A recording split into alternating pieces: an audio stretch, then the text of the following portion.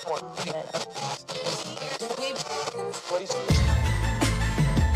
know what it is, black and snurdy, black and snurdy, black and snurdy, black and snurdy. You know who it is, black and snurdy, black and snurdy, black and snurdy, black and snurdy. Ode, Maurice, Ode, Maurice. Maurice, Ode, Maurice, Ode. Black and snurdy, black and snurdy. Black and snurdy, black and snurdy. Hey, oh. Yes, Mo? Are you ready? Let's go! Black and snurdy, black and snurdy, black and snurdy, black and snurdy. It's the Black and Snurdy podcast with Ode and Maurice. Hello. Air horn, air horn, air horn. Hope everybody's doing okay out there. Welcome to another Watch Out Wednesday episode of the Black and Snurdy podcast.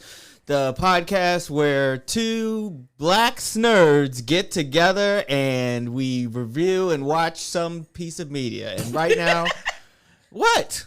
No, it's you truncated. It sounded like I was about to say some piece of shit. No, you just truncated your usual introduction. Yeah, I also didn't get to. Well, damn, you threw off the thing. It's okay, it's fine. I'm Maurice. I'm Odie. And together we're the two snurds from Black and Snurdy. This week we are reviewing episodes. What? 4, 5, and 6 of The Last of Us. The worst show in the world. First off, it's a really great show based on a really great video game. Probably one of the best video games out there. You know what? It's not bad. The show is not bad because it's a bad show. It's a bad show because every episode stresses you out. Well, having gone through and watched this multiple times, do you find it easier to watch through? It is easier to watch through now that we've watched each episode 5 times. Yes, you know what's coming. I know what's happening. What's gonna happen. But it never ceases to amaze me. Not to mention, all right, hold on. We need to Warning Spoilers. for everybody. We're going to be spoiling the shit out of these episodes. Yeah. But if you notice throughout the entire series, it's very limited the amount of clickers that you actually see. I will say I do appreciate that we really didn't get that many mushroom people. Mm-hmm. Episode 5 was the one where that was Endure and Survive. 5 is where you get all of them. Was it Endure and Survive? Did I do it right? I think it's like Endure and Survive. I actually don't remember. That's the one with the most and the worst clickers, and other mushroom people. Yes. But just in general, the suspense of the show, and as I said when we rewatched the first few episodes, the show is not about the cordyceps and the people turning into mushrooms. Turns out the biggest monsters is people. Is humanity. It's always people. Like, none of these shows are ever talking about the actual monsters. Yeah. The real monsters is humanity. And that's why I want to go see Renfield, to see if Dracula is actually the biggest monster, or is it Renfield the human? Ooh. I will say that they do a really great job with these with every episode of really endearing you to the characters. Yes. The stories that they've created are really thought out. They're heart-wrenching, and you're really invested in everyone that comes on. I would even say, not just the main two characters of Joel and Ellie. I mean, also the side characters as well. And they do a good job with characterization. Yeah, I mean, I do still feel like I'm upset that every time there is a black or brown person on the show, they don't seem to make it past really episode 2. But meanwhile, we have Kathleen's dumbass. Well, Kathleen only she was in 2 episodes. She was in 2 episodes. 2 full episodes. Yeah. Now, okay, well, before you don't know who we're talking about. Let's get the party rolling. Yes. With episode 4 is hold on. Episode 4 was called Please Hold My Hand. Please Hold My Hand. That one starts with they're basically driving through. They're walking around looking for stuff. They're driving through the wild. They because it finishes off with the end of episode 3. They're still on their journey to get to the Fireflies in Wyoming. They took what's his name? Frank. Well, they're trying to get to Wyoming to meet up with his brother. Yeah, to meet up with Tommy, who is Joel's brother. Yes, and he gave him a distress call, and now Joel has been fixated on saving his brother. Yes. They thankfully have the car that, was it Frank? No. Bob? Bill, when after he and Frank, after the last episode, they killed themselves, and they gave Joel everything that they had, so they took a gun. Well, Ellie took a gun, they took his car and supplies. So it's like, on one hand, this episode it's really not an action-packed episode. It's very like a slow burn. You're just getting to know Joel and Ellie as they are working together, and you start to see them get closer. Ellie's telling him corny jokes. It starts to build the father-daughter relationship that we see progress throughout the next few episodes. Yes, I would say there are a couple action set pieces in this episode. As they are entering Kansas City, they fall into a bit of a trap. And honestly, this is a reminder: you don't need to be Captain Save-A-Ho. And now, me as someone who it would be very difficult for me to see someone on the side of the road and not help them. But in these uncertain, unprecedented times... Unprecedented. You just have to say, I'm sorry, YOLO, I'm going. I'm not going to stop for you. Because in these type of times, you don't know if the person you're going to be helping is actually in need of help. Yeah. Or if they're trying to set you up to, like, eat you or rob you or kill you or whatever. Yeah. Did you just burp? No, I hiccuped. Okay. I was trying to hold it. But okay, sorry about that.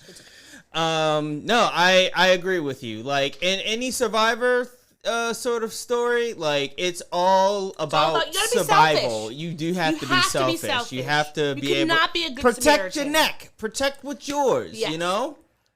Because Lord knows, like, just like we found out in this episode, like, you come across somebody who's asking for help, and all of a sudden there's a cinder block being thrown off the roof onto your fucking car. The car that Bill gave them that was full of supplies and ammunition and shit, you know? Now it's ruined. Yes. And so they get in this trap, they get in a shootout.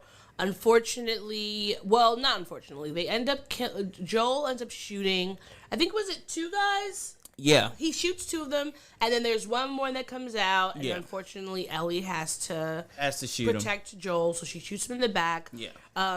Joel is very upset about this, not because he's not like mad at Ellie, he's just mad that she had been put into that situation. Yeah. And she's just like, because Ellie is still just a kid. She is. She's 14 years old. She's young, and you could, even though she is definitely a hardened 14, there's every episode you get to see a glimpse of her childlike wonder. Yeah, she's seen some shit, but she also retains that ability, that childlike essence of hers. Yeah.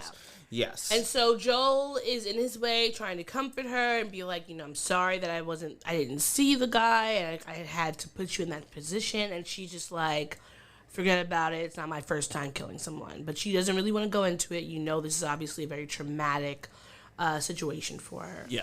And then juxtaposed to that, we start to see who the people are that were attacking him and Ellie. And it's basically, we know that Fedra has fallen in the town because when they drive up, the Fedra encampment is completely closed. Yeah, the QZ is just... It's just done. Done. And then you start to see it flashes over to the townspeople, and they're basically lynching the Fedra people.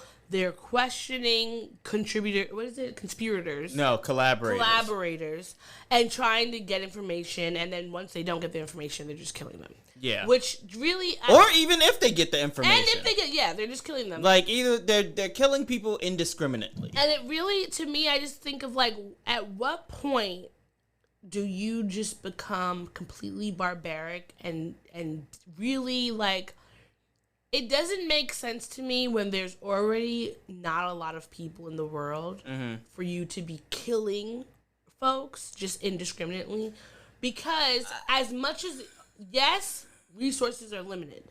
However, in my opinion, I feel like you need people to keep the world going. You killed the doctor. Well, How many people do you think are actually like trained medical professionals? Because the apocalypse was what? It's been 30 years? Let's say 20, 30 years? yes. There were people able to go to medical school. Now you're going to have to deal with like, you know, a flight attendant who maybe got some CPR. Like you need to have all of the folks. And even if people have betrayed you in some way, you have to recognize that some folks just have usefulness that you need to exploit. Well, you're getting into mob mentality. Like these people aren't thinking like straight. Like to be fair, like we find out in the next episode the sort of history of Fedra in this city, in Kansas City. Apparently, they were raping, torturing, killing, like the police. The people. They were militarized police. No, the police is militarized. They were even more so. Like they were. Yeah, I mean, but I just they were hoarding resources. The police. Yeah, they were the fucking ops. But I just feel like, you know what, maybe white people were so scandalized by this because they're white and this is not the world that they have always lived in. I feel like black and brown, marginalized folks were just like, okay, I mean, like, this is not new to us. Police have been raping, murdering, and torturing people for quite some time, since their inception. So to me, I was just like, well, that's just another aspect of the country that we live in. I wouldn't have expected anything different. But of course, when you have the rose-colored glasses and then all of a sudden now people are not treating you with care and love, you're like, oh, I'm angry. But it's not surprising that when the government or the world ends and a new government comes out, that people would be very, what's the word? Like full fascism would reign, because who's going to rein them in? Yeah. There's nobody around. You don't have the United Nations. There's no communications, and you're just basically back to medieval times. Ooh. Yeah, you're basically held hostage at the will of whoever is in charge.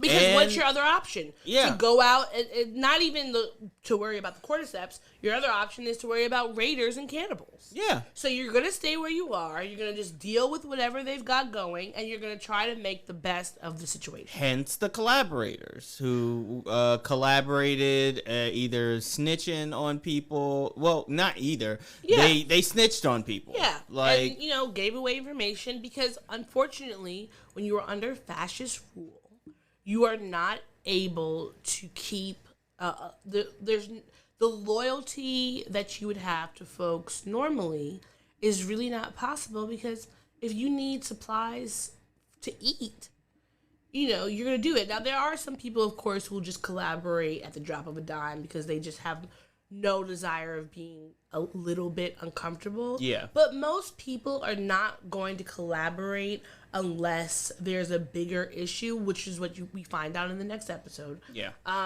So it just talks about, like, I feel like it goes really deep into what people will do when their backs are against the wall. Yeah. And unfortunately, when you are the majority of them turn fucking evil and become fucking monsters. And when they get a chance to fucking do onto others what has been done onto them, they fucking take it. They don't turn the other fucking cheek. No, they do not. And honestly, I think that people should really think about that. Like, if you're in any movement, you really have to be mindful. Why am I doing this? What are we going to do once we win? Yeah. And how are we going to keep ourselves from becoming the monsters that we came here to defeat? Because I think that is that's something that we have to think about in government, in our homes, at work, because you never want to become the monster. You want to be able to be like, I'm going to liberate folks because I want people to be free. I want them to be able to live their lives. Yeah. But I don't want to become the person who is causing more distress and discomfort. And then also thinking of like, well, how are you going to run a world that is completely devoid of... It's very short-sighted. It's a short-sighted means of or way of thinking. But it's something that happens to all, like, freedom fighters. Oh, yeah. Because there's always going to be folks who are like, we want to liberate and create something new. And then there's going to be people who want to liberate just so that they can become the oppressor. Yeah. And I think that that's a discussion that we should all think about, we should all have, because you never know what's going to happen. Yeah. But okay, some things that I thought were interesting or funny in this episode is one, I really loved seeing how the natural earth was coming back. The buffaloes were abundant. Yeah. And that means just like They could have been bison. Yeah, bison. Hey, of course, bison are everywhere. The bison had survived, and that there was Starbucks. I don't think that if there was a apocalyptic situation, like a makeshift style Starbucks, that I would be concerned about keeping a Starbucks alive. Like, I don't think we need to have... In my mind, it's not like the traditional Starbucks that we think it is. Like, it's probably just like a makeshift hub where you're trading goods for services. I mean, you're bartering. She said that they had the Starbucks in the QZ and was selling coffee. Yeah. You don't think they were selling No, I'm not saying they weren't selling coffee. I'm saying it's not like, it's probably based on a barter system. You know what I mean? Like, well, I guess what else do you think if you work there, you get to have a little discount? Probably, or if you collaborate, yeah. Like you get some fucking coffee up in this. Because I feel like if I worked at Starbucks, I would be taking the grounds home to. Oh yeah. You got to, because you could use them for compost. They're good for for your gardening and stuff like that. You can use coffee. I'd be pocketing those motherfuckers like left and right. Yeah, it is crazy to me that like some people like. How do I say this? I think that I am the type of person who knows that if I had a certain job, I would abuse my power. Yes. And abuse it, like, not in like I would hold power over another individual or another person, but I would abuse it as in take more resources than what I am currently being given. Like, yeah. I don't know. Say, for instance... You know, there's an abundance of pens. And I'm gonna take a bunch of fucking pens. Every time I go to the office. Maybe I'm making flyers on the printer.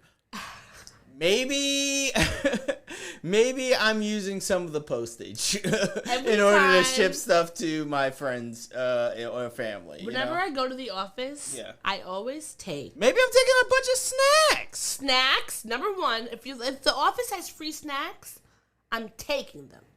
Number two. Hey, I bet Jonathan. I'm taking those little,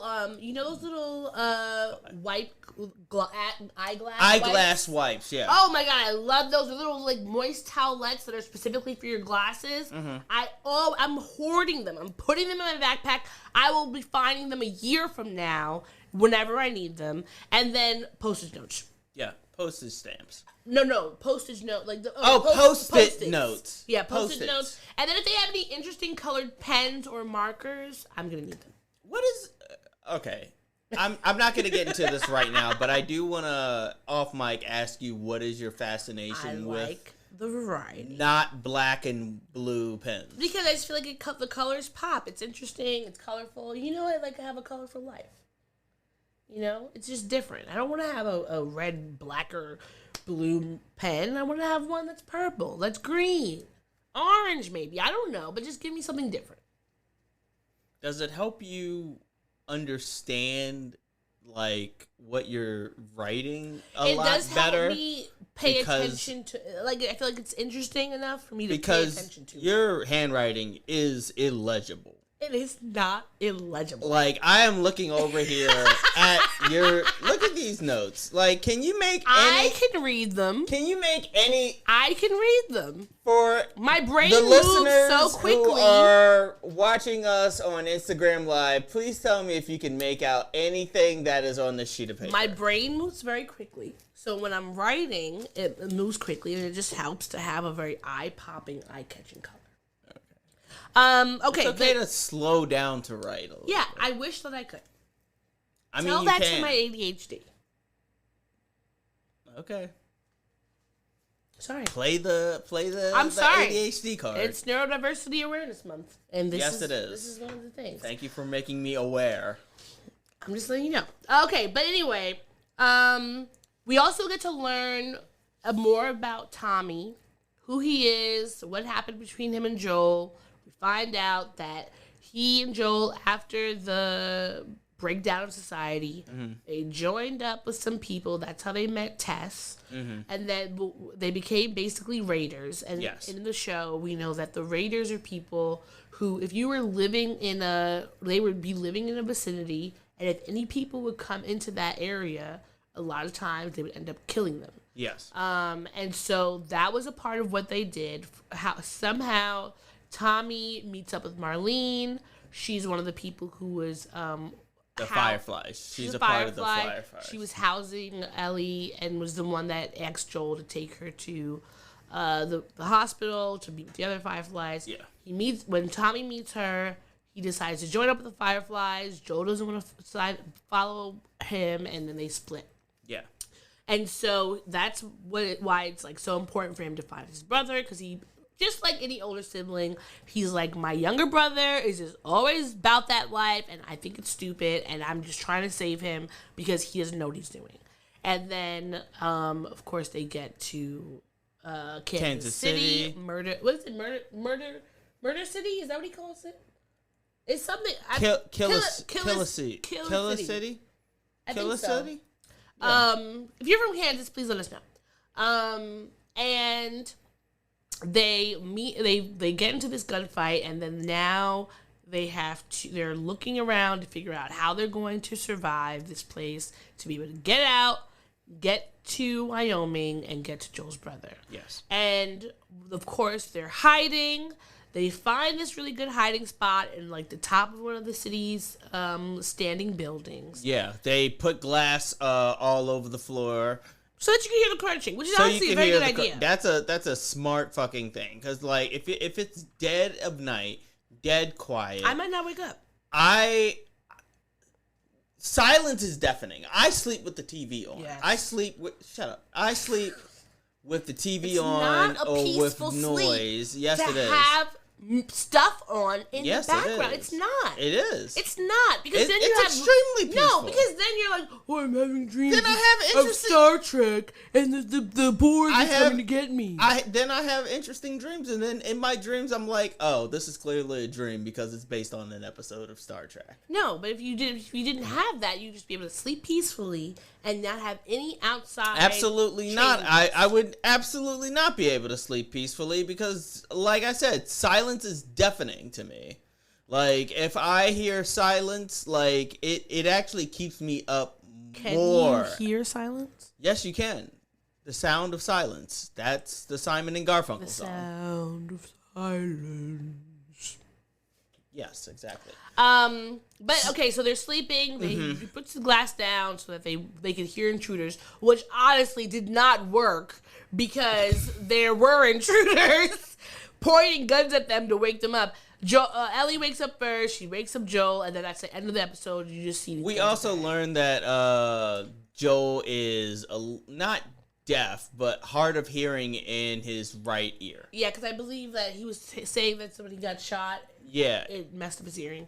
Which is another reason why I'm like, I don't need to ever be in any sort of wartime activities. I don't need anything that's going to disrupt my I already have my eye issue.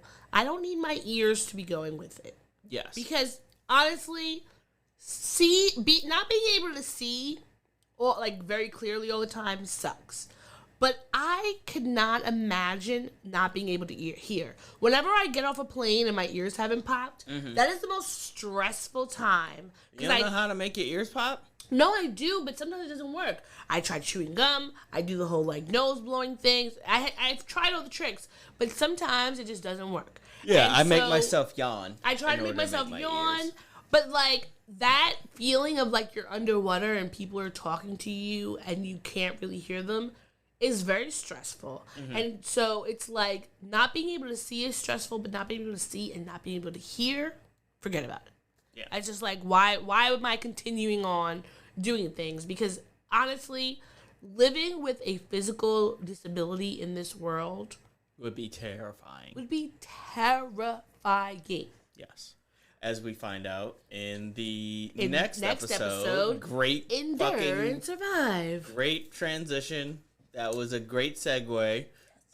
This is the episode in which we The meet worst episode of the season. Honestly. It honestly is. we meet.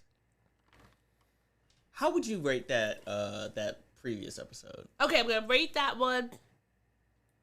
I'll give it an 8 out of 10. Yeah, I give it an 8. I give it an 8 out of 10. It was a solid episode. Yeah, I didn't really we got have to any see critiques. their relationship develop. We get more backstory. You always know I love to hear backstory and know, like, how people got to where they were. So I did We enjoy get an it. interesting look. We get introduced to an interesting villain of this little mini arc. Yes, and it of was a the very, story. it was a, comparatively, it was a peaceful episode. Yeah. We didn't see any clickers or anything else. We just saw the people being people. Yes. But in the next episode, Endure and survive. because in the last episode, like we said, they went to sleep, they wake up, guns pointed at them. Yeah. Who are the people holding the guns? We get the backstory on both of them. They're Henry and Sam. Henry and Sam, the cutest Just the black boys. yes, a brother, a set of brothers. Yes, They're just there's just a couple of brothers who are running from the a bunch of white people who from want to the kill them. white freedom fighters who liberated Kansas City from Fedra and they're lynching and they're lynch lynching. mob. They're a lynch lynching mob. They're people. literally lynching motherfucking We Fedra watched agents. them That's how the lynch episode somebody. opens, by the way. The episode starts off Lynching. with lynchings, like they're dragging dead bodies, they're throwing they're smashing bottles across the head, they're fucking murdering Fedra agents. They're was a killing very them, triggering and episode. Sam and Henry and Sam, I should say. Henry and Sam are on the run. Yeah, Henry is is the the older older brother. Sam is the younger brother who is deaf. Yes, and he's not only deaf in the episode, but he's deaf in real life. And he's the cutest little black boy. In the show, he's supposed to be 8 years old. Oh, and shout out to the actor because he's from Maryland. Yeah, and he which one, Henry or Sam? Sam. And Sam, who's the younger brother, he's also a hockey player. Yes, he is. He's a hockey player. He is an actor. He is just black boy joy incarnate, and I love him, and I wish him. I want to see him in the reboot of This Is Us. Oh my God! Yeah, he Like would be great. he in would that. be a good the reboot. Are you kidding me? That They're show gonna ended 2 years ago. They're gonna do one. They're gonna do a This Is Us movie. But he This could Is be- Us he could be, movie. He could be like a updated version of Jabari. Yes. Wait, that was his name, right? Jabari, Wait, who? Isn't that the boyfriend? the boyfriend. Was his name Jabari? The one that was with the daughter, the Yeah, adopted daughter. yeah, I think so. Yeah, okay. But But we're not talking about We're This not Is talking about Us. We're talking about The So- Last of Us. Henry is like 21. He's no more than 21. I You say think- he's between 18 and 20. I mean, the thing is, he's He black, doesn't so look honestly, you couldn't tell. 21. He really does not look. You couldn't like tell. 21. So he's between 18 and 21. Sam is 8 years old. We know that their parents, for whatever reason, are not around because Henry has been taking care of Sam for a period of time. He's still a kid himself. He almost. is. They're both babies. Yeah. And because the previous episode, we keep hearing about how Henry, we were looking for Henry and Sam. Henry and Sam are the most wanted people in Kansas City. Mm-hmm. So I was expecting them, and because I had A grown-ass man. Like, at least some, like, 30 and 20 or something like that. Like, adults. No, they are not adults. They are children. And they're running away. These black children are running away from this lynch mob that is looking for them in the midst of having a fucking apocalypse. Yes. Because being black, you can't even catch a break during the time when the world has fallen to shit. Oh, hell no. And so you find out their story. Basically, Sam had gotten leukemia. Mm-hmm. And, of course, the fascist government was hoarding the medicine needed to make him better. Yes. And the only way for Henry to get that medicine was to be a collaborator. And they needed him to give them something, and he gave them the leader. Something big. Like, something it wasn't big. even something that, like, leukemia medicine is something big to trade information for. And so the something big that they traded was essentially the head of the revolutionaries. Yeah. And so, who happens to be Kathleen's brother. yes. And so that creates a chain reaction of Kathleen being fueled by revenge, which I wrote down that, like, when you are fueled by revenge, it does not ever work out. Why? Because you cannot think properly and do things decently and in order. And we see that by the end of this episode, that you never put your stock in your anger, because that will cause chaos that can cause your life to be harder. Mm-hmm. So at the beginning of the episode, we see Kathleen, her right-hand man, I don't remember his name, but her right-hand man, she's like, okay, we need to fan out across the city to get to search for them. We need to cover our stockpiles because we know they're going to be hungry and they need food. And he's like, oh, our stockpiles? Bet. Let me show you something really interesting. They go in there and the fucking ground is pulsating. Yes, is moving around. And she's just like, we'll take care of it after we take care of Sup, Matt? We're reviewing The Last of Us episodes 4, 5, and 6. We're currently on episode 5. Endure and survive. And the ground is pulsating at this point. What we find out in this episode is that the Fedra agents in Kansas City drove the clickers out of the city and underground.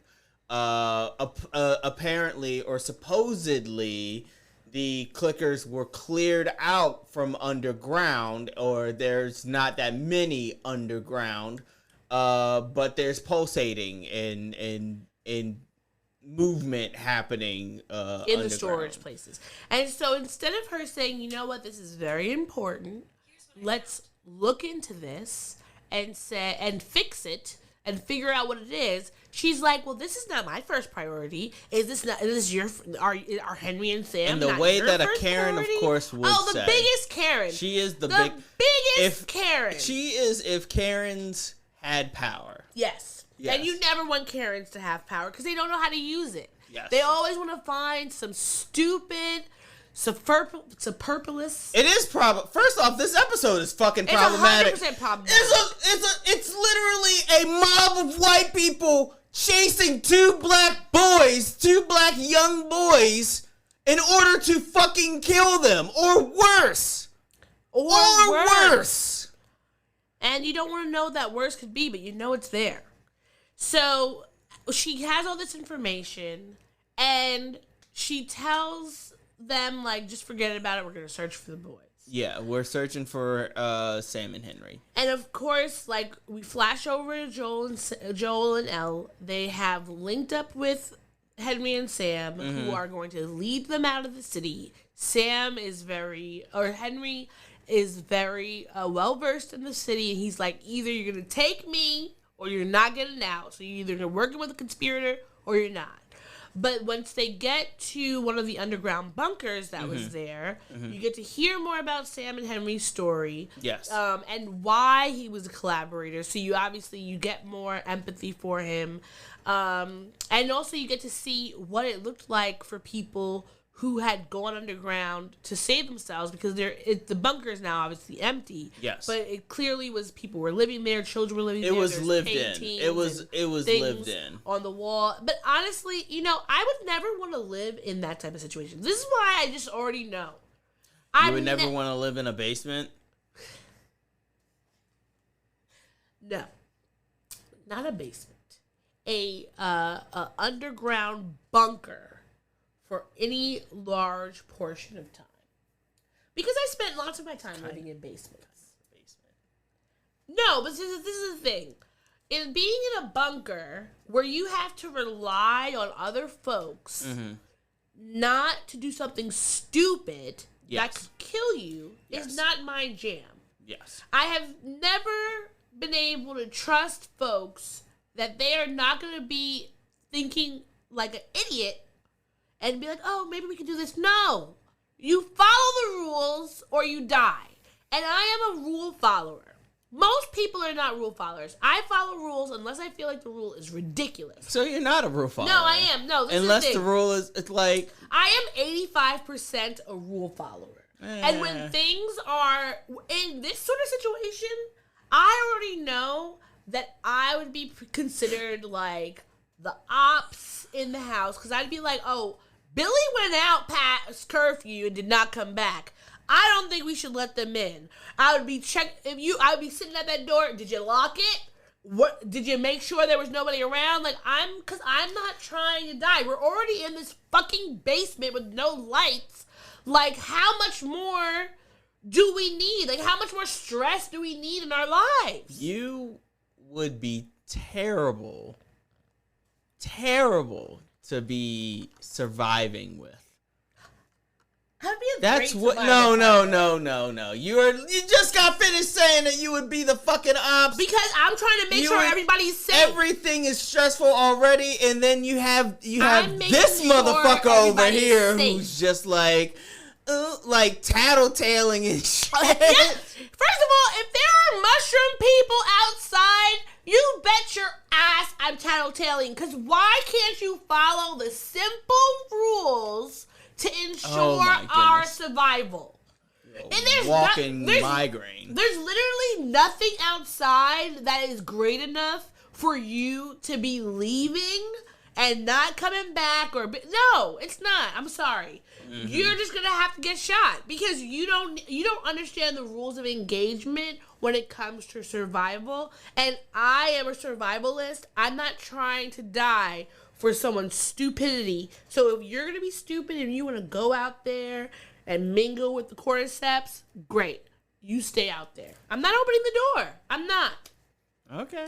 And I just feel like this is a clear record. You don't listen to the rules and everybody dies.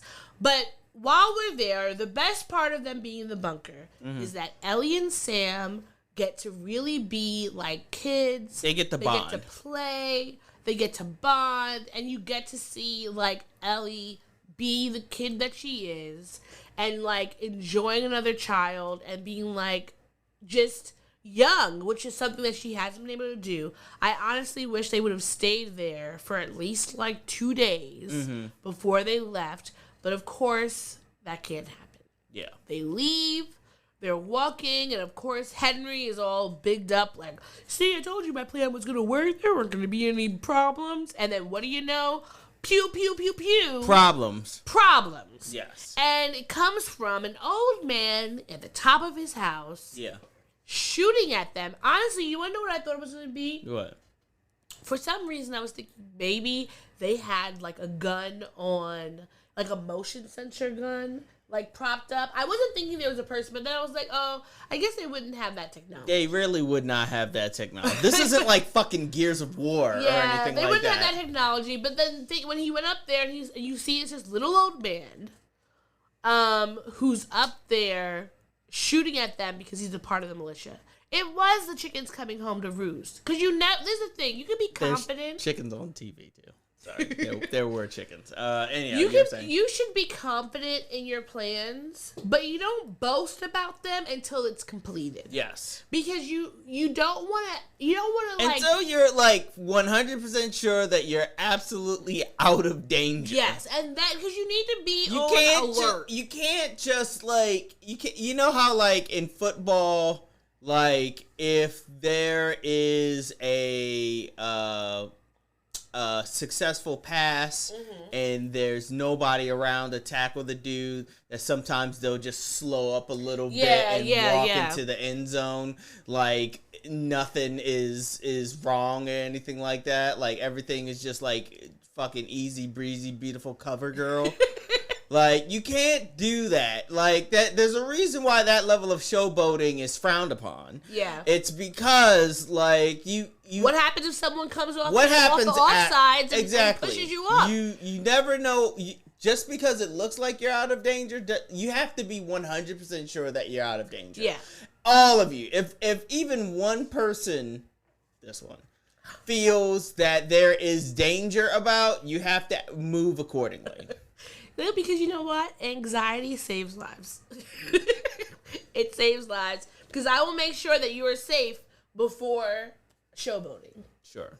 But then, so of course they go. The old man has called in the militia. Mm-hmm. They're traveling there with SUVs and fucking snow plows, coming to get them.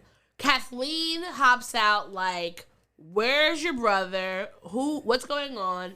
Henry decides, like, he's going to sacrifice himself, save the kids. And she's like, nah, son, it's not going to work like that. Yeah. Your brother was with you. This little girl's with the dude that killed Brian. Yeah. So we got to murk all of you. And he's like, calm down. He's just a kid. Like, he has leukemia. And she literally says, like, yo, hey, kids die every day. That's just what it is. That's just what it is. So, like, why are you tempting in this world? Like, why do you think your kid is special? Just because he's like your brother? Your brother? Fuck that. Just because he's deaf? Just because he's black? Just because he's a little black 10-year-old boy? He can die. Son. He can get got. Anybody can get touched. But I do feel like. Wow, yeah. No. It was a G segment to make. It was a G segment to make from the whitest Karen that you could possibly imagine. We're G'ing this up with our urban patois, all right? But it was like, you know, why should he live over everybody else? And I do think, on one hand, she had a point. Is it the greater good? It's for the greater good. It's like, is it for everyone? Is it just for you? Now, I know for me personally, if it was someone that I loved, I would 100% be like, nah, I'm sorry. Maurice has leukemia. I'm totally going to get. Why do I have to have leukemia? Okay, fine. You have jock itch. I don't know. Whatever your medicine that you needed, I would go and get it. I'm just saying, why the fuck do I have to get leukemia? He had leukemia. That's who we're talking about. Why do I have to be the... Why do you get to be Henry and I get to be Sam? Fuck that. Like, and don't get me wrong, Sam is dope. I love Sam and Henry both equally, but of the two in an apocalyptic scenario, I would rather be Henry and then Sam, because Henry can hear the shooting. Yeah. But I'm just saying Henry can see the shooting. I would want to save you. You are at the helpless. You're kind of helpless in this world, like, without somebody to sort of guide you. I would want to save you regardless. So I would bypass all of, like, common sense and being able to make a logical decision. Because honestly, in these times, the same way in medieval times or, like, you know, 100, 200 years ago when we didn't have, like, penicillin and someone would step on a fucking, what are those things? A screw. Mm-hmm. And then they would die. Like, these things, people have historically died over very curable things. Yes. And unfortunately, when you know there's a cure, it makes it harder for you to just move forward. But sometimes you have to think of the greater good versus your own personal needs. However, that doesn't make Kathleen's behavior any better. No, it doesn't. Because at the end of the day, if anything, she put her desires and over everyone else in Kansas City. And it comes out of the ground. And it fucks them all over. At this point, all of the clickers that were underground just come pouring out. It's not just clickers. Be clear. And there's at least one bloater. Literally, like, describe this bloater. So, to set the scene, when the cars came in the cavalry comes in to try to get Henry and Sam. One of the cars, Joel shoots the driver because he was upstairs in the house. Mm-hmm. And the car rams into a house, is leaking oil, a fire starts, and the house goes up in flames. Yes. And then all of a sudden, what Kathleen is talking about, kids die every day, B. You just see the car sinking in to the ground. And then you start to hear a little something. Yeah. And then all of a sudden, it goes quiet for a quick second. Just everybody turns around, bless you. And hundreds of fucking cordyceps. Endless. Just are coming up. It's spewing out. Yeah. And not only the cordyceps, but a bloater. And the bloaters are cordyceps who have been down in the ground for a very long time. Mm-hmm. They have very, very thick skin. Yeah. They're super strong. They're extremely super big. invincible. They're real in the video. When I looked it up afterwards, in the video game, there's only like one or two things that can kill them. Yeah. And they're just basically indestructible. So now you have a fucking roaring mushroom at you. People are dying left and right. And now you have to think everybody in Kansas City is going to die now. I was thinking about that too because they don't know this is happening. They have no idea that this is happening. They're sleeping in their beds They at have home. no idea that like hundreds upon hundreds of clickers are just spewing out and of the ground. And everybody with the guns. An endless amount of... is there. The entire militarized like militia is like on the scene right now. They're dead. They're gone. They're donezo. That's just it. They're finished. I will say that the bloater, as scary as it was, it didn't scare me as much because it looked really ridiculous. So I'm glad at that. Like, it was very funny the way it was roaring. Now it was funny. When you first saw that shit. Oh, I was horrified. You were terrified. I was terrified, but... First you were afraid. You were petrified. But, like, then as I was watching it again, like, it did look silly. The CGI on it is, like, it's good, but it's not that good. I don't know if it was CGI. I feel like it was practical. You think it was like a person? Yeah, I think it was a person. But it looks funny. So it lessened the it terror still looks... for me. It still has a very specific look to it. And Kathleen's right-hand man is like, get out of here, I'm going to protect you. And then he gets his whole fucking head just snapped off from the corner. I think he snapped off his head and his arms. Yeah. They're very strong. He ripped them apart. He ripped that motherfucker apart. And at that point, you would think Kathleen would say, you know what? Let bygones be bygones. Let's just get out. Because obviously this is not a safe place. No.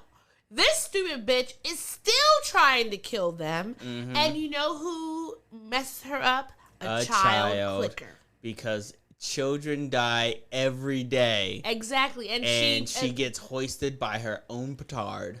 And you know, it's a good juxtaposition of like these kids are running away from her and she then dies by a clicker. And so they run away. Joel finds them. They go into the grass. They find a house. They bunker down. Everyone thinks everything's going to be okay. Joel's inviting Henry to come with them to Wyoming. Sam and Ellie are in the room reading the comic book that they love where they find the endurance survive. Then Sam hits us with this question, this heartbreaking question that they're talking about the cordyceps. He asks, "Is it still you? Do you think that it's still you inside of there?" And then shows that he's been bitten on the leg. The thing is, I knew they were going. One of them, either Henry or Sam, were going to be bitten, because when all the cordyceps have come out, Henry or Sam are under a car. Ellie goes and saves them because all the cordyceps are coming. So I just knew that something was going to happen and one of them was going to have to die. But I was really hoping it wasn't going to be Sam. Sounds like Sam is outside. I was really hoping it wasn't going to be Sam because he was just a baby. And He's it's just like a small child. That was just when in the morning, Ellie wakes up because he was like, please stay up with me. She wakes up. She sees him sitting at the bed. Yeah. And she's like, oh, Sam, like, we're all good. Oh, and sorry. the reason... She thinks he's going to be okay. Because remember, Ellie... Is immune. Yes. So she cuts her hand open, puts it on his wound, and she's like, my blood is medicine. So it's a very still childlike response. Yes. Like, how can I help my friend who is sick? I'm going to put my blood on his because obviously they've told me I'm immune, that my blood is going to be used for a vaccine. So this is how I'm going to give it to him. She tests it out, and in the morning she realizes it does not work. Yes. The reason why, little note, the reason why the cordyceps didn't attack her, the clicker did not attack Clicker Sam. The reason why Clicker Sam did not attack her is because clickers go off of movement and sound, and I guess when he turned, he was sitting upright, and he is deaf. Yeah. So therefore, he didn't hear her. Although, and that was an interesting question of what I asked you of, like, in some ways, I guess. Like, to me, I was wondering, if you are someone who's, like, physically disabled, would becoming a cordyceps fix that? I don't think it fixes that. But it must not, because he didn't, because the clickers are known to have echolocation. Yes. And he didn't hear her at all until she came up to him. And so she taps him on the shoulder, he turns around, looking like a fucking cordyceps. Your heart breaks, but still, wait, there's more. Yes. He attacks her. She runs out. They're in the living room fighting. Sam and Henry or Joel and Henry are standing there scared, looking at what's going on. Joel tries to shoot him. Henry says no. He shoots his little brother instead. Mm-hmm. And in the grips of just sadness and grief and misery and all of that, he's like literally the entire weight of everything that has happened is just like washing over him. Like, he literally went through hell in order. He gave up the rebel leader. He, had to fucking survive against clickers. He had to survive against a horde of white Kansas City fucking natives with guns and military. He got the doctor killed. He did all of that in order to save his brother, who is now a clicker, who is now dead at his own hands, and he's never used a gun. He's never killed anybody. What does he do with all of that information, knowing that his whole reason for living is pointless now, is gone to the wayside? Fucking turns the gun on himself, kills himself. But you know what? It goes back. Sorry, unalives himself. He goes back to what Kathleen said when she saw them. This is what happens when you fuck with fate. It's kind of like when people in like movies or shows when they have like a time machine. Remember that movie? Oh God, it was the one that I think it was called The Time Machine, where the guy keeps going back in time to try to save his wife who's like killed. And every time he goes back, she keeps getting killed. Because if something is going to happen, it's going to happen regardless of your input. That's just it. And so, unfortunately, Sam has to die. And now Ellie and Joel are fucking traumatized. Yeah. Because these people that they gained kinship with, they gained friendship with, that in some ways mirror their relationship, it's like, wow. And the way you see that Joel and Ellie both reacting to this is where, like, Joel is looking at it like, damn, this is going to be me and Ellie. Because if anything happens to her, I'm not going to survive, regardless of how much he tried to fight his love for her and fight, like, him, really growing close to her. He definitely sees her as, like a childlike figure for him. Yes. And so, I mean, they give them a burial. Ellie writes on Sam. He had like one of those little etch-a-sketch boards, and she writes on the board on top of his grave, I'm sorry. And it's just heartbreaking. It's the worst episode of the season. I thought that the Bill and Frank episode was fucked me up. But this episode, it was just like, why? It fucked you up for a different reason. Yes, like they both were fucking me up, but it was just like we just got over Bill and Frank's death, which in many ways was a lot more peaceful and loving and caring. Yeah. And why do these little black boys have to have this traumatic ass death? Why do I have to watch this little baby boy get shot? Writers, I don't like it. And honestly, I feel like in the video game, were they that young? I feel like the video game, they were at least like 15 and 25 or something like that. Where they didn't look like babies. They were older in the movie. They did this on purpose. They were older in the video game. Exactly. Trauma porn. They did this on purpose to hurt my feelings. Henry is a man, and I think Sam is like 13 or 14 years old. He's closer to Ellie's age than not. It's just like, why can't black people have just, a nice story? But we fast forward. Yeah. How would you rate this episode, by the way? Oh, rating it. Yes. I will give it... This was a perfect episode to me. I'm giving it a 10. Yeah. 10 out of 10. I'm going to give this episode a 10 out of of 10. Because it had me captivated from beginning to end. It was a very captivating story. We got to see a little background on the way that life outside in the QZ worked. We get to see what life was like for other people, and like it's just telling the story. There was action, there was drama, there was terror, intrigue, there was suspense, there was just so much going on. There was great characterization, and it was a great arc. Yeah. As far as Ellie and Joel's story is concerned, and it was great characterization on Kathleen, Henry, and Sam. Yeah. So ultimately, it was extremely beyond serviceable. Yeah. I think this is so far my favorite episode. Yeah. Even though it breaks my heart watching it as many times as I have. But it's still a really good episode. It's such a really good episode and a really good story. This is my number one episode, and then the second episode is Bill and Frank's. Yeah.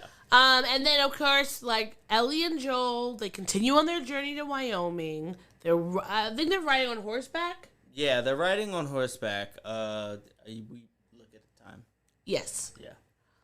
Do you want to start? I think we should take a break. Okay.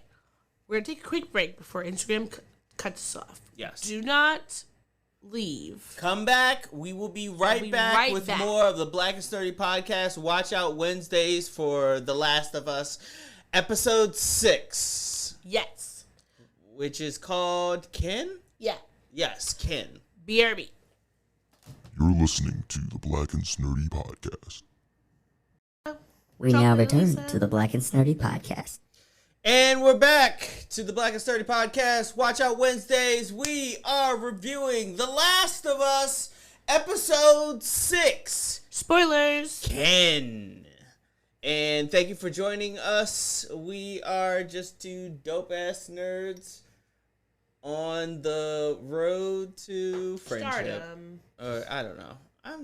I'm drinking. This portion of the episode is sponsored by Evan Williams. Evan Williams. It's like Jack Daniels, but cheap. It's the cheapest version. It is. It is. All right. But it'll get you drunk. So it's my beer. Okay, sorry. He kind of looks like Sami Zayn, the guy in that commercial. Anyway, Yes. so we are on episode 6, Kin, and I will tell you that my favorite parts of the episode. This was a restful episode. It was a restful episode, like a breather. Yeah. As far as like dramatic tension, like you don't get tension until like the end. Maybe the last 10 minutes. Yeah. But boy oh boy, there is still a lot of emotional depth within this episode that's packed in there. Continue. You were saying. Well, I was saying that my favorite part at the beginning is that we get some indigenous elders. Yes. Who are living off the land. Yes. And it's like, just killing rabbits. And I just feel like I'm grateful that we get to see Native people represented in the show. Because at the end of the day, we're still here. We have not gone anywhere. Yeah. We have not died off. Going nowhere. We ain't going nowhere. We can't be stopped now because it's native. For life. Okay. Somebody's chiefing it up outside. I smell it too. But yeah, no, the episode opens up with this native older man who's a prolific actor. You've seen him in so many things. Yeah. You've seen him plenty of times. You can look him up, but I'm gonna have to look this up. But yeah, so he's coming to his house. He had just killed a rabbit. He puts it on the door. He killed 4 rabbits. Rabbits. I made sure to note that it was 4 rabbits. He comes inside. His wife is just sitting there chilling. Ew. And what's the surprise? Joel and Ellie are in their house. Now, of course, they're not trying to harm them. They just were coming for information. And as they usually do, Joel's just like, hey, I'm here. I need to ask you some questions. Graham Greene. How is he prolific? You look at all the things he's been in. You didn't The know. Green Mile, Wind River, Dances with Wolves, Maverick, but not the most recent Maverick. This is a 1994 He has been in many Maverick. things. You've seen him all throughout Hollywood for years. I don't think I've ever seen him. You maybe weren't paying attention, but when he came on the screen, I knew who he was. I didn't know his name, but I knew who he was. And I've seen. He was in Red Dead Redemption too, so that's cool. You like that game? I do like that game. Well, I hope they never make a movie or a show based on it. Actually, HBO Max, which is gonna be called Max soon. It's just gonna be just Max. Ugh. And there's gonna be so many reality shows on because Discovery. Oh, sorry. Oh, yeah. Sorry. I thought they canceled that. Canceled what? I thought the Discovery HBO thing was being canceled. No, it's still happening, and that's why they're gonna rebrand HBO Max to just Max. Oh. And they're gonna put all of the Discovery shit on there. Okay. Got it. Well, these elders are in their home. Joel and Ellie are there. They're asking them for help, and the elders are being so cute and hilarious. Yes. Because he's like, "You just let them in." She was like, "Yeah, I mean, he didn't hurt me. I gave him stew." She gave him some stew, and he's like, "Why are you giving these strangers food?" And he has a girl with him, like, wanted to make sure they were good. And it was funny because Joel says to him something like, "Well, it's good you guys got out here." And he was like, "Boy, I've been here since before you were born." Mm-hmm. And she's like, "I didn't want to go." So they were like one of my favorite part of the episode. Yeah. So it was really entertaining. They give them directions to Wyoming. They caution them against it because he's like, "That's the river of death." And I'm sure it's probably because there's a lot of, when people go through there, either you getting not by cordyceps, by people.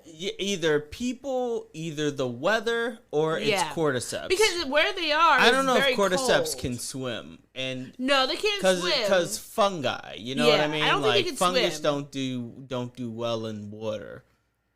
And Which is why I was saying if you should just get a boat and be living a on Wednesday the boat. episode, I would say that would probably be the title of the episode. Fungi don't do well in water. Your little accent came out. I've been drinking. I love when your Baltimore accent comes out. It's so cute. Thanks. I don't know what to tell you. I don't know what to. I like it. What do you want from me? I like it when it comes out. It's cool. Anyway, Great. So I'm drunk. they follow the directions that drinking. they were given. Sorry. Yes. And yes. Then they come across a group of raiders on horseback. And, of course, thankfully, these raiders are not just savages. They're like, who the fuck are you? Why are you on our land? Barely what do you even want human. Here? And Joel's just like, we're just trying to get through. Like, we're not trying to harm y'all. We don't have any issues. Like, just let us go. Mm-hmm. They have this dog that apparently can sniff out cordyceps. And they're like, either you're going to tell us. I don't understand how that would work. Look, because cordyceps are in the brain. But dogs. What, sweat? I think that dogs, like, there have been times. Do you think you could sweat? No, I just think that they could just probably smell the difference between a human, because dogs have a very remember acute in the senses. first episode where that dog was exactly there we go. And okay. just think about, like, dogs have very acute senses. You're right. And you're absolutely right. They can tell, like, even there are sometimes, like, when they have dogs who are like not seeing eye dogs, but like dogs that work with people who have different illnesses or whatever. There was one time I read a story about a dog who like helped this woman diagnose like her cancer because he just was like, he could just tell there was something going on with her. So I think that just animals have very acute senses. Yes. And so when they come up to Joel and Ellie and they're like, the dog's gonna sniff you to see if you're infected. If you are, the dog's gonna eat you up. And Joel is freaking out because we know that Ellie is. Are you okay? Are you looking for Cookie? She's probably. She's on this couch. She's on the couch. I have been. So I'm watching this dog, and I've been like, dog, you cannot stay on this couch. Dogs and don't somehow listen. this dog sneaks her ass on the fucking couch every single They fucking don't time. listen. They don't care. Cookie! They don't feel guilty. Cookie! No! Get off the couch. She's just looking. She always used to tell her something. She's just looking at you like, what? Like, what? Yeah. What did you say? I'm still going to do it. Come here, Cookie. You think you're so slick. You think you're so fucking slick, Cookie. People want to see you. The people want to see you. Look at her. Look at how cute she is. Say hi, Cookie. All right. She's a cutie pie. She is. But we should probably I know. review this episode. I know. We have taken a cookie break, It's my favorite kind of break. which is a very nice break. Okay. But I love you, Cookie. yeah, now we can, Cookie your money, basically. You're basically money in my pocket so that I can have a good But we also birthday. love her. We also love her. Cookie. You're the dog I wish I had in this apartment. But This would be a great dog. this would be a great dog. She would be except for shitting in my room. She has separation anxiety. Okay, but anyway, All right, Joel and Ellie, they Joel and pass Ellie the dog make it back test. to the commune. Yes, because Rutina Weasley is Cookie. Stop licking me. Every time. Yeah, Every time. she be like that. Anyway, It's like that, my man. Cookie. Ridiculous. Cookie. Joel and Ellie, they pass the test, and then Rutina Weasley is playing Maria, who is we find out later is Tommy's wife. She's with the search party, which honestly shouldn't be because we will talk about that later. But she's with the search party, and when Joel's like, "Hey, I'm just here looking for my brother," and she's like, "What's your name?" and he's like, "Joel," and she's like, "Oh, that's my husband's brother, so we better bring you over. So they bring them to the commune. It's a good thing that she's there. And it was a good thing she was there. If she wasn't, could have gone another way. But it was a good thing she was there. Yeah. They bring him to the commune, and to me, it was a very beautiful moment. Because honestly, those of you who have siblings, those of us who have siblings, you know that regardless of how annoying your siblings can be, how frustrating they can make you, it does not matter. If somebody else tries to come up on your sibling, it's a wrap. And if you think that they're in danger, you're 100% gonna want to be there to protect them, to take care of them, and to like get them to wherever they need to be that's going to be safe. Yes. So I kind of agree with that. It's true though. Even when your siblings are getting on your last nerve. Like I remember times when I was a kid and Shanae and I, we could be just fighting. As long as their love don't change. Shanae and I could be fighting. And I remember there was this one kid on the block who was trying her, and I just ran outside and I was like, I'll kick you where the sun don't shine. You better back away from my sister. And then of course she's like, right in the... Anyhow, continue. Where the sun don't shine. Where the sun don't... He didn't have to be told. He knew where it was going. Where there's zone. And I just was like, and me and Shanae used to fight all the time when we were little, but it didn't matter. Because it's nug if you buck when it comes to my siblings. I don't care. Regardless, yes. I don't care. We're scrapping it out. Yes.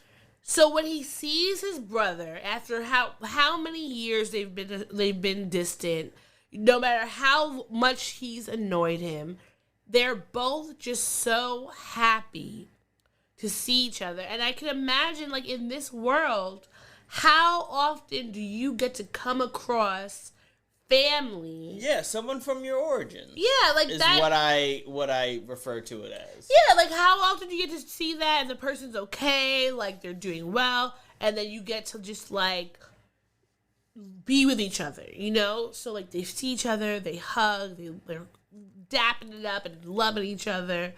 They're taking them around. And one part that I thought that I really liked was when Ellie is like asking them about where they live, and Tommy is like, yeah, you know, everyone works together, everything is shared, da da da. And she's like, so communism.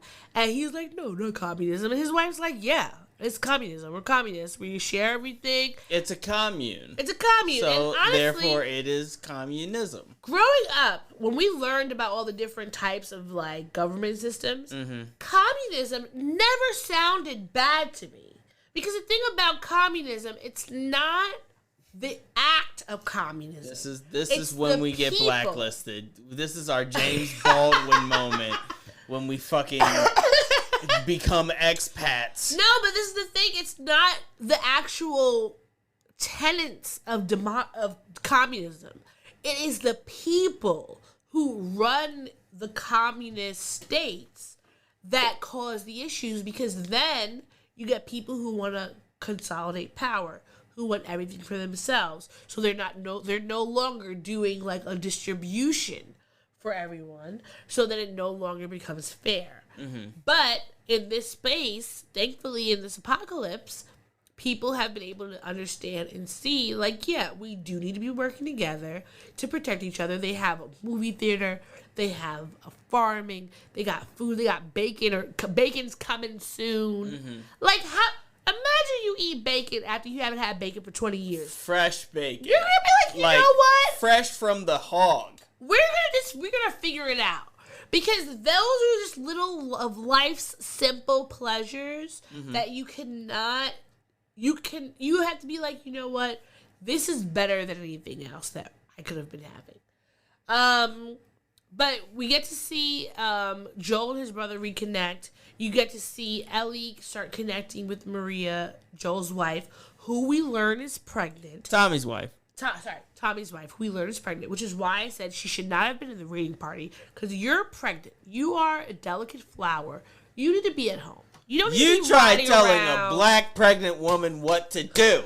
That's my point. My point is, in this world where it's mostly white people and this one black woman is there to continue the black that's why fucking she race. needs to be at home. No, I know what she needs to be, but she clearly wants to fucking be Listen, out on a horse with a gun in her hand, chasing off cordyceps.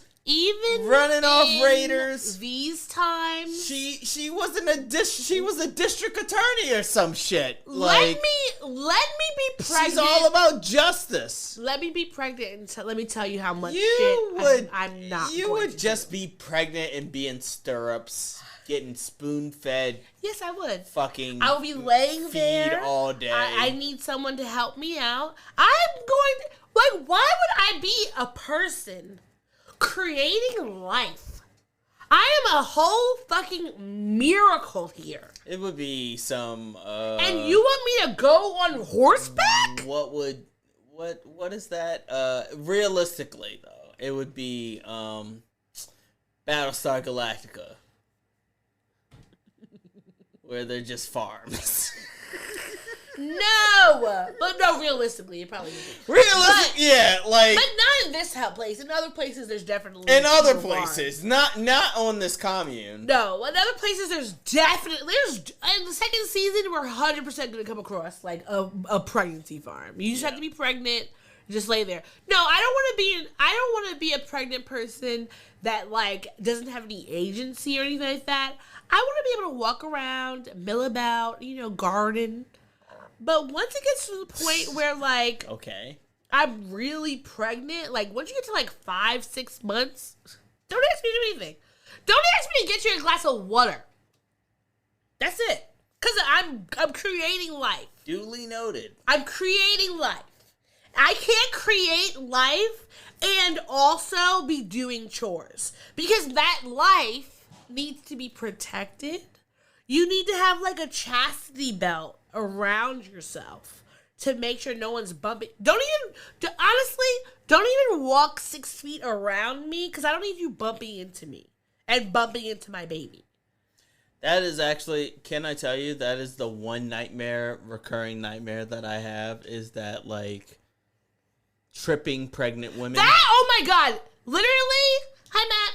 Hey, Matt, how's it going? Whenever I see a pregnant woman on the steps. We went down a rabbit hole about pregnant women and pregnant black women. So I think that's just what's happening. If you're right a now. black woman and you have a baby in you, you need to be black woman with a baby. You need to be put in a bubble. You need to be protected. You need to just be living a very just calm, like by the beach, just drinking virgin daiquiris, getting feet massages and stuff. You don't need to be riding on horseback, chasing down possible intruders. Because what if it was a cordyceps that tried to bite you? And now you and your infant child who is still baking in the oven. You need to be the same way when you're baking a cake. Can I tell you? What? Can I tell you? There was this girl in high school who got pregnant twice. Ooh. And her nickname was Easy Bake Oven.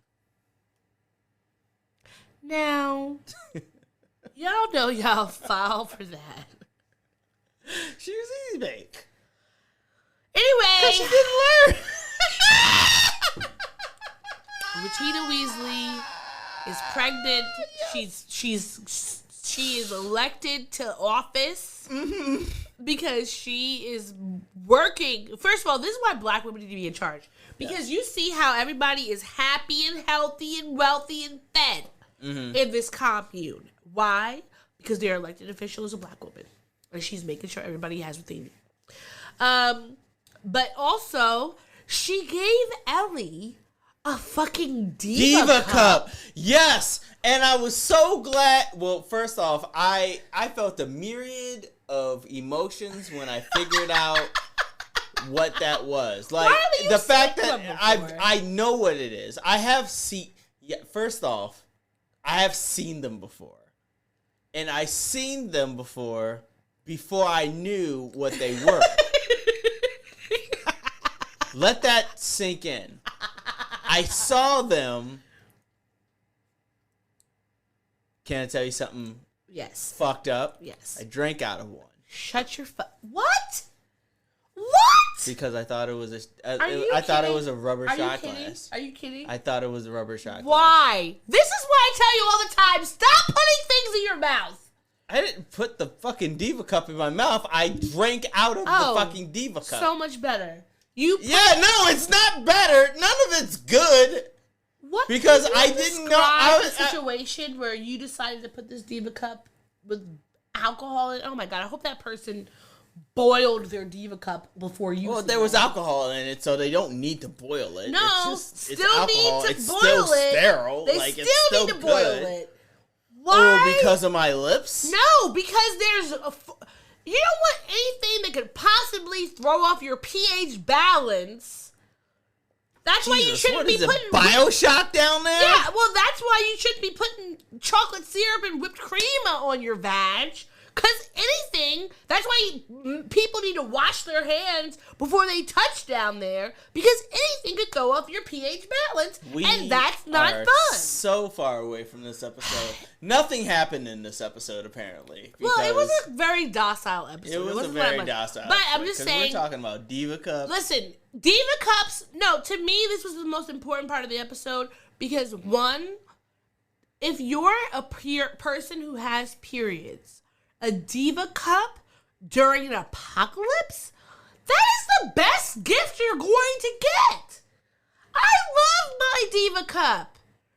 Could you, if without a Diva cup, this is what you're going to be doing. Stuffing fucking ratty ass paper towels up your vag to hope that you're not bleeding through them. A Diva cup gives you a sense of just calm. You know what's going on. You can check your day. Like, it's just so much easier. And only a black woman would say, you know what? I need to make sure that in this fucking disaster of a timeline, that at least during your period, you can feel comfortable. I'm surprised that Matt is still here. Because that was a 20-minute rant about Diva Cups. It was not a rant. It was an exaltation. Okay. We love Diva Cups just over got here. exalted. You should actually, don't buy a Diva Cup. Buy a Honey Pot. Buy your cup from Honey Pot because it's black owned. Okay. But she gives her a Diva Cup. She gets her a coat. She trims her hair. We find out that she had a child that passed away. That's how Ellie learns about Sarah, Joel's daughter, who passed away. And it's just like giving more layers to the story. Yes. Then you see Joel and his brother are having a heart-to-heart.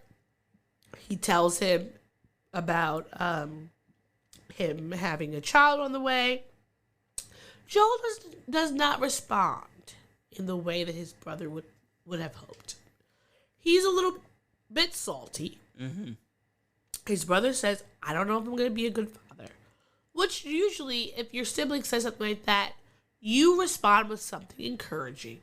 And Joel's just like, well, I guess we'll see. And, that wasn't the greatest response to have.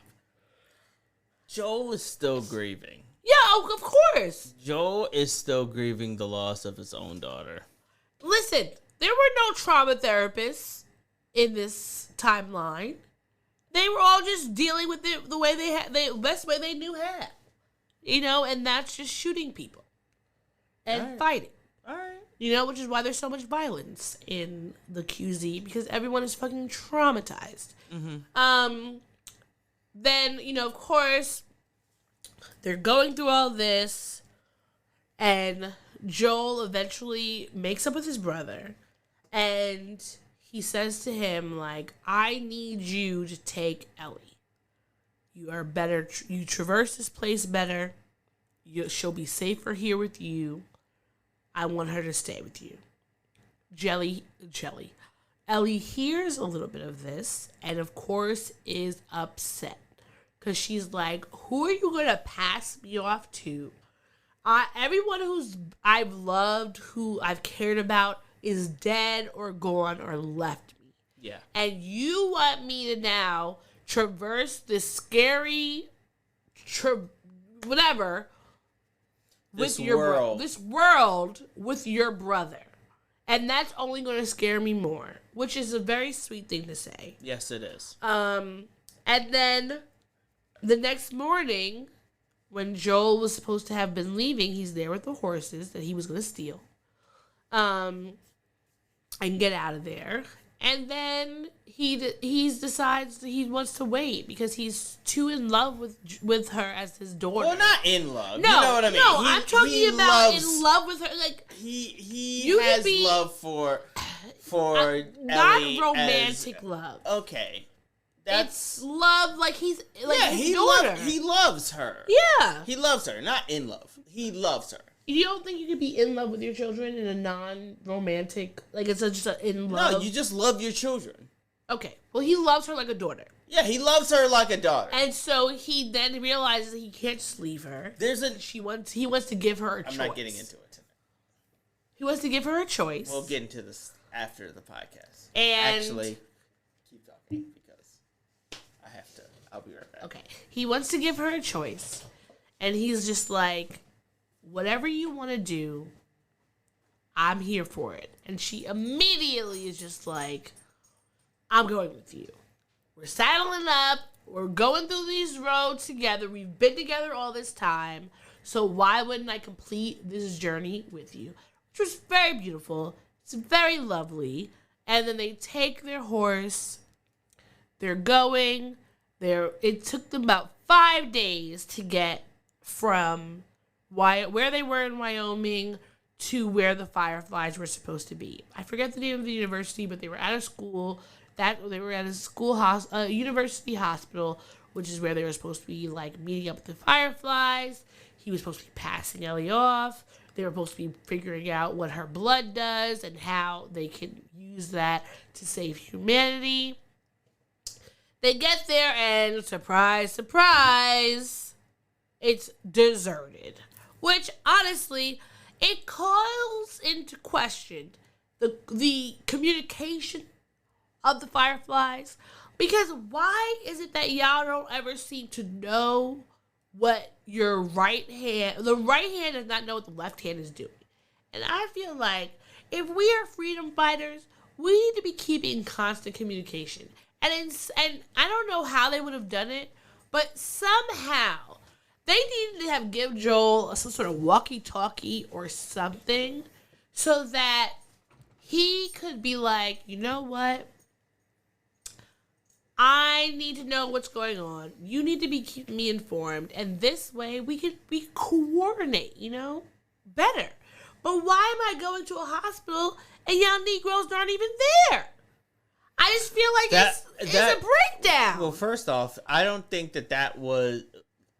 didn't Tommy say that there were some Fireflies there? That's not the end Firefly that was place. where they were supposed to be. Oh, really? Yeah, that was where he was supposed to drop her off.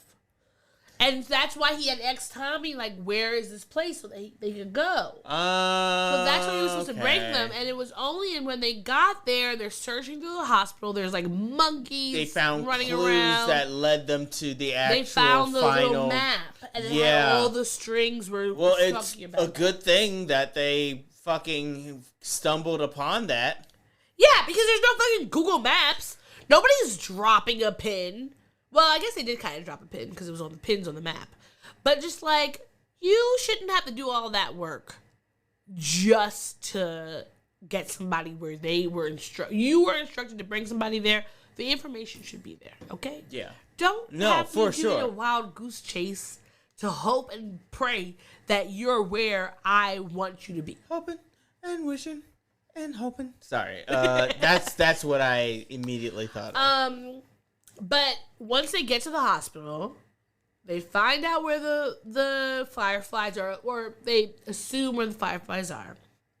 But then they hear some noises. They hear some people. And we see that there are raiders. Around the Scary hospital. ass raiders. Oh my goodness. I am so sick of fucking raiders. Like, honestly, this is another reason why, like, if there is an apocalypse, I am checking out. I love my family. Mm-hmm. I love my friends. But there's no timeline where I want to be running for my life at every moment. Like, you can't even enjoy one little thing because you're constantly running from people who wish to see you dead. to harm you. Yeah, and that's just not for me. Like, if I can't even bring this girl to a hospital without having to worry about, like, being killed. Yeah, and murderers out there. murdered and maybe eaten, maybe raped. I Yeah. don't know. I don't want any of it. I don't want any parts of that. So they try to bypass the raiders. Mm-hmm. And unfortunately, Joel gets stabbed. Joel gets stabbed. Right in his side. And thankfully, the only good part was that he gets stabbed by, like, the base of a wooden bat. Mm-hmm. So it wasn't like he was gonna get, like, tetanus or something. But obviously, Yeah. I mean, you're stabbed in splinters. splinters and getting stabbed in your stomach. It's really it's not fun. I don't even want to get a splinter in my freaking finger, like, let alone my stomach. He he kills this guy, but in the midst of it, he gets stuck with this fucking bottom of the bat. Mm-hmm. And then Ellie has to try to, like, shoot her way out. And then they run off into the distance. And the last thing you see in this episode is Joel falling off their horse, bleeding. And Ellie is just, like, freaking out. The horse is just kind of, like, meandering along. The horse is just He's like, being all a horse. right. Yeah, the horse is being a He's horse. like, y'all don't want me anymore? Cool. What was the horse's name? I don't even... Oh, was that Splendid or... No, the baby horse name was Shimmer. Shimmer, that's what But it I don't was. think that knew was it's... the mom horse. Oh, okay then. Yeah, because they wouldn't have given them a baby horse because they need to have, like, stamina Yeah. and have training and stuff Like that. a well-trot horse. Yes. But, like, the horse A horse that's hot to trot. Yes. The horse is just like, all right, fuck y'all. I'm just gonna walk around, find some grass, some hay to nibble on. And then Ellie is just, like, sitting there traumatized watching him bleed out. And it was a very traumatizing situation. Like, please never get shanked in front of me because I will be distraught. Yeah. And you won't know what to do. Only thing that I would know what to do is that to tie a little thing around I you. actively go out of my way not to get shanked in front of you. Please. Because I would of just all, be bleeding out I in have front watched decades of Grey's Anatomy at this and I point, knew that's so what I you were gonna say. 100% would know what to do. Hooray! don't You would be want able to to. find the ephemeral artery or Yep. whatever the fuck it's I called. will get you a little tourniquet. No, I'll tie it up tight. Oh my Now, I can sew you up. I don't want to, but I would. I'll get some alcohol and pour it over your wound. Alcohol peroxide, or both. If we are in the weeds, and I'm so glad that there's only vodka. I'm so glad that I. You're gonna waste the actual alcohol. Well, first of all, I'm gonna pour vodka into your mouth Okay. Yes. so that you can just, like, feel a little bit less stressed. Yes. Yes. And then I'm going to pour the alcohol on your wound to disinfect it, and pour alcohol on the needle in my hands to clean you up so that you don't get MRSA. Right. I'll stitch you up. This is MRSA. Yeah, I'll stitch you Don't up. get you tripping though. And then Mm-hmm. hope that you live. But I wouldn't want to have to do that. But if you're in the middle of apocalypse, you don't have any freaking, like, you don't have a say. You don't have a say in an apocalypse, which is why I don't want to be in one. All right. Fair enough. I also don't. Well, You want to actively be in would one. like to be in You an would like to be apocalypse. in I would love to be an apocalypse light where a bunch of people Yes. just die, but not you or your family Yes. and your friends. But Yeah. that there will be less people in this world I to talk just to you. I just want something to I don't know what that is. Don't answer the door. I actually don't know who that is. No, we're not going to answer it because... That's weird. No, see? Could be a cordyceps right now. It's not a cordyceps. We don't know that. And I'm not going to be over here. What am I supposed to defend myself with? Nothing. Yeah, I have no... Well, they'll leave a message if they need you. Why are they bringing the door? It's not even on your door. It's upstairs. No, that's not upstairs. That was my door. Oh, well. All right, anyhow. That's the how do you rate this episode? This episode is going to get a... I would say 8.5 or 9. I would say it gets a strong 8 because it moved the story along. Yes. And I do like that we got Rutina Weasley. She's a black woman and she is not dead. Yes, she's So from that- True Blood. That was the first time that I've Yes. ever seen her. And she's also in Queen Sugar. Mm-hmm. She's been in a little... And Cookie! Cookie, come here. Come here. Enough with the fucking barking! Cookie was So much protecting barking. us. She's protecting us. Yeah, but the Haitian lady's gonna get mad. Cause she's like, oh, you're the reason. You're the barker. And I was like... She doesn't even bark that loud for anybody to be protesting. So she needs to calm down because her little child is a menace and loud. Mm-hmm. Cookie is a sweetheart. Anyway, basically that's the end of the episode. Yes. I give it 8.5.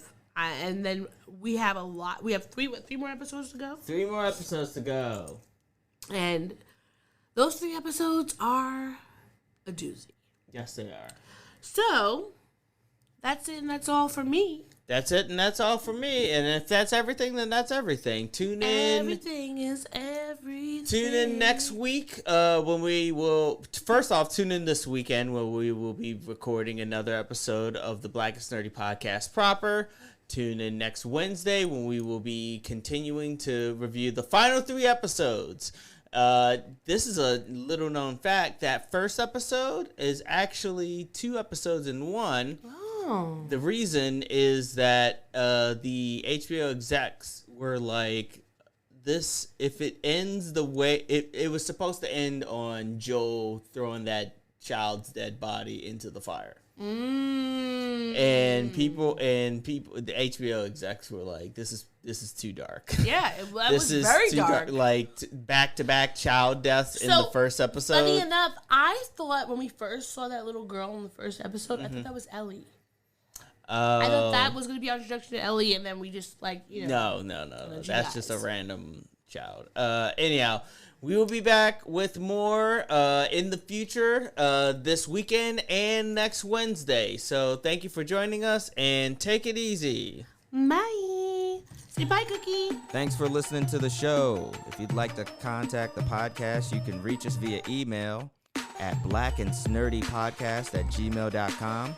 You can also find us on Instagram and TikTok at Black and Snurdy Podcast, as well as on Twitter at Black and Snurdy. You can find me, Maurice, on all social media under the handle Licorish is Legit. That's LICORISH is legit. And you can find me on Instagram. It's that's OD THATSOD.E. And on Twitter, THATSOD_E. And don't forget to like, rate, and subscribe to us. Tune in next time to the Black and Sturdy Podcast, where nerds of a feather flock together. Remember? Bye. Boy. Not yet. Not yet. No, this is keeping it. We're keeping this in. Don't forget to take your meds and your subs and drink water. Bye. Bye. I actually want to keep that.